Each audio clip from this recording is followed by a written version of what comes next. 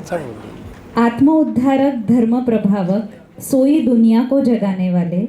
मैं आज सद्गुरु श्री जी के जन्मदिन पर कहना चाहूँगी, आत्म उद्धारक, धर्म प्रभावक, सोई दुनिया को जगाने वाले, प्रेम भक्ति ध्यान योग को जीवन का सार बताने वाले, स्वयं में जियो स्वयं को जानो, स्वयं पर विश्वास सिखाने वाले, धारणा को शुद्ध मन की धारणा का ध्येय समझाने वाले, हे आध्यात्म गुरु नमन आपको, सर्व मंगल मांगल्य बरसाने वाले। हम सभी श्री सद्गुरु श्री जी को बहुत बहुत जन्मदिन की शुभकामनाएं देते हैं और यहाँ से आपके आशीर्वचन का निवेदन करते हैं। जी क्या कहूँ, बड़ा आनंद आया,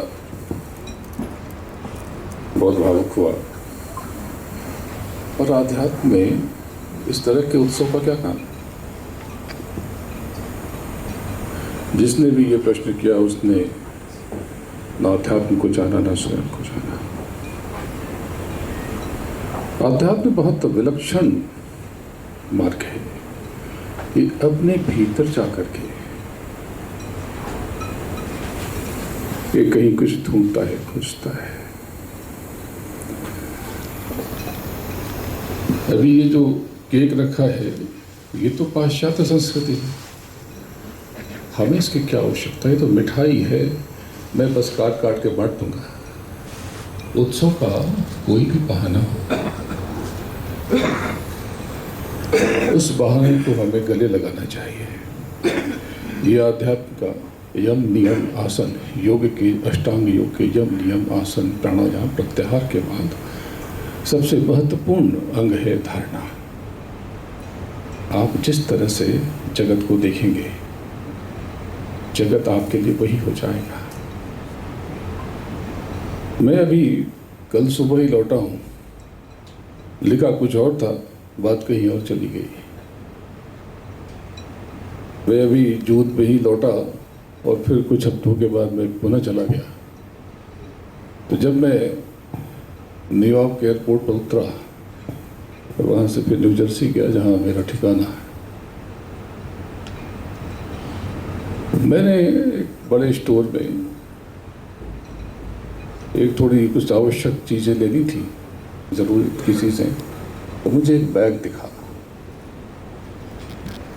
मैंने उस बैग को बहुत गौर से देखा।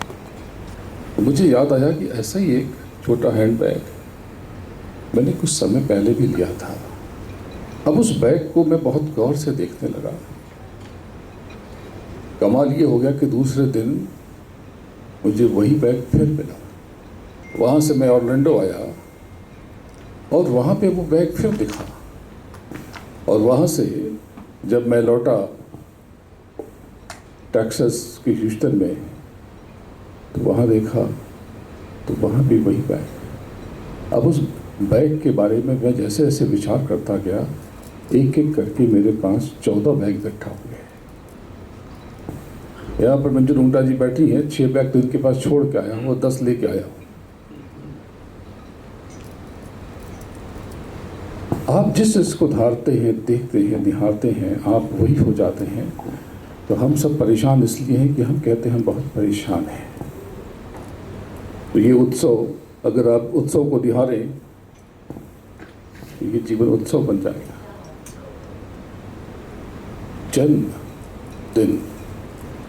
जन्म कभी नहीं होता, देह जन्मती है, देह बनती है, और आपकी मृत्यु कभी नहीं होता, देह मिटती है। जन्मदिन हम मनाते मनाते मौत भूल जाते हैं। मौत का एहसास बहुत सुंदर है, तो जन्मदिन पे मौत का क्या काम? इसलिए मौत को नहीं जाना, वो जन्म के उत्सव को भी जान न पाएगा। तो ये आती जाती सांस पर, यानी श्वास और प्रश्वास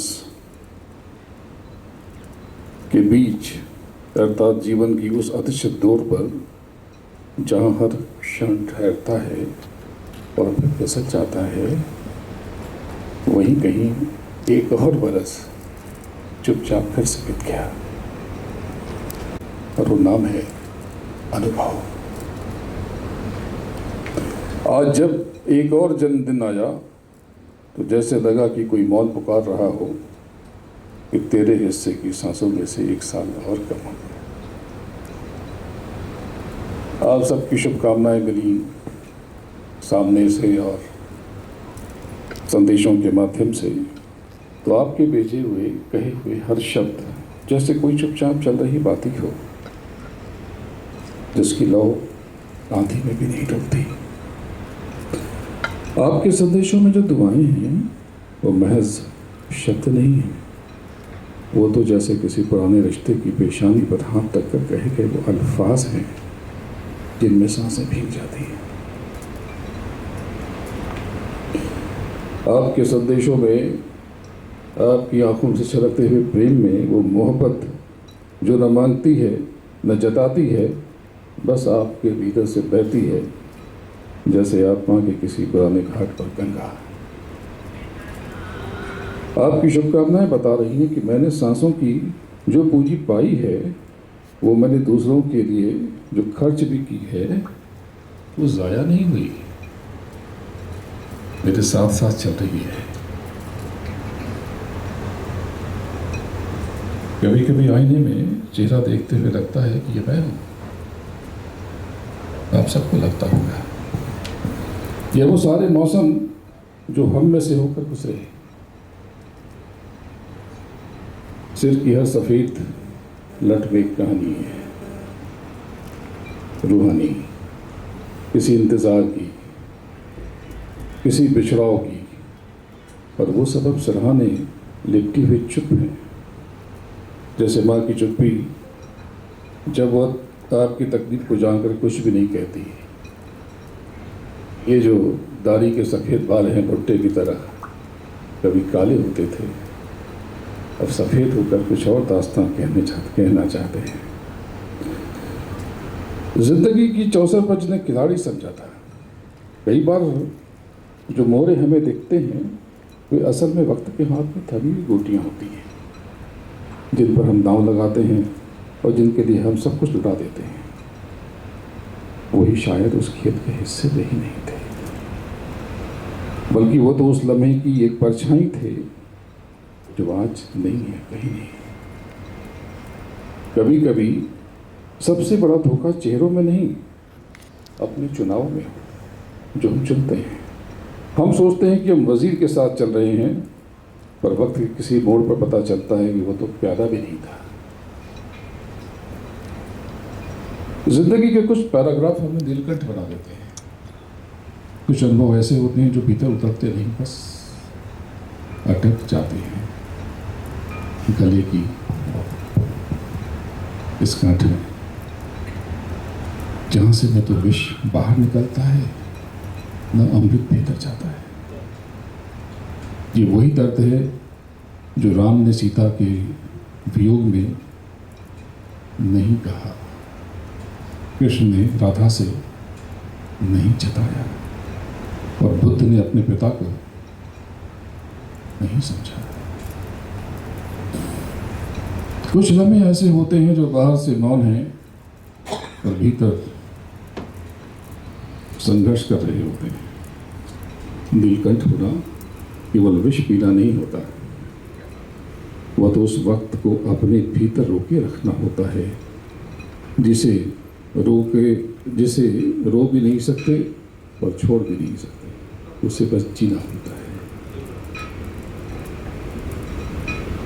52 पत्तों में काश जिंदगी में 53वां पत्ता भी होता। मैं बहुत सोचता हूँ इस पर, पिछले बार भी थोड़ी बात की थी कि हर रिश्ते की अपनी परछाई होती है। जो चले जाते हैं वो अपने पीछे खाली कोना छोड़ जाते हैं,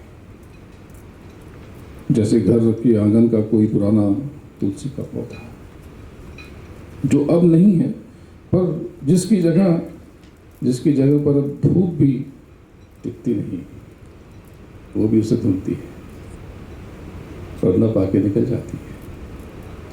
हम सोचते हैं कि किसी नए रिश्ते से वो खालीपन भर जाएगा, और सच तो यह है कि हर रिश्ता अपनी एक खास सुराही में ही समाता है।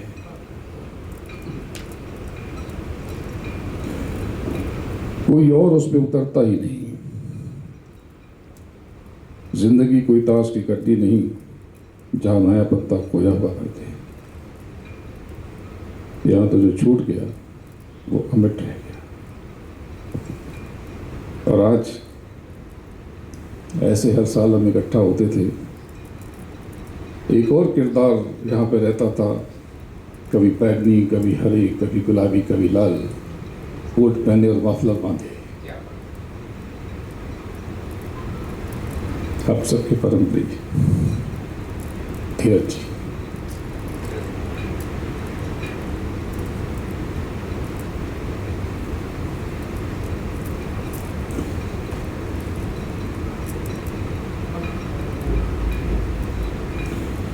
और आज जब हमारे प्रिय धीरज कुमार जी इस जीवन वन से विदा हो गए,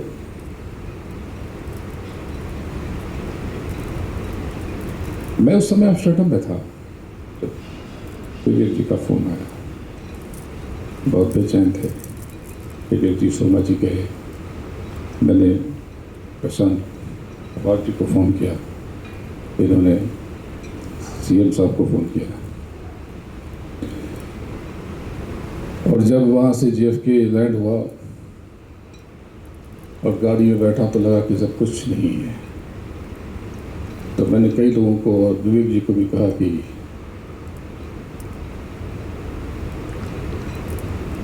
हम सब लूट गया लगता है।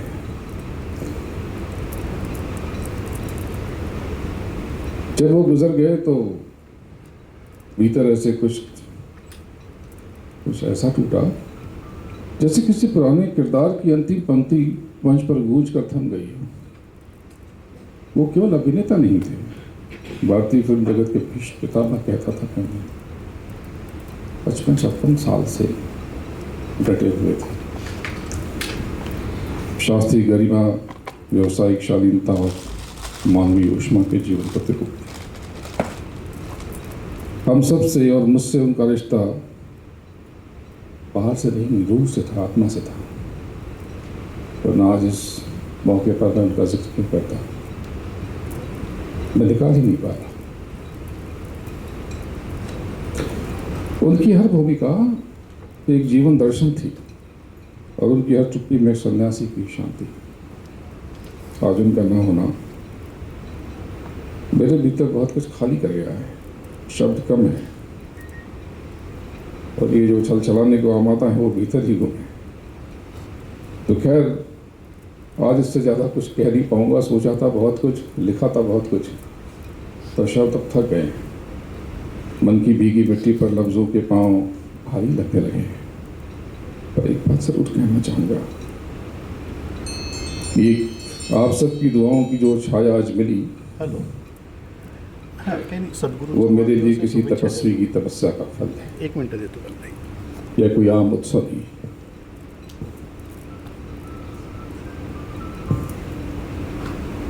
एक विराम लेता हूँ।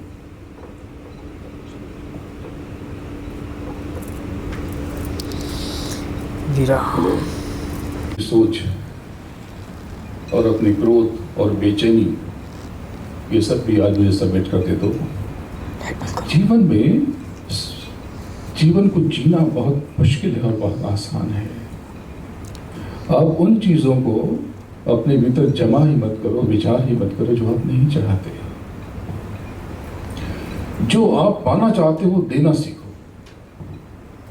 यहाँ बहुत लोग हैं, बहुत दूर दूर से आए हैं। मेरे आग्रह पे एक केवल मैंने फ़ोन भी नहीं किया, सिर्फ संदेश भेज दिया।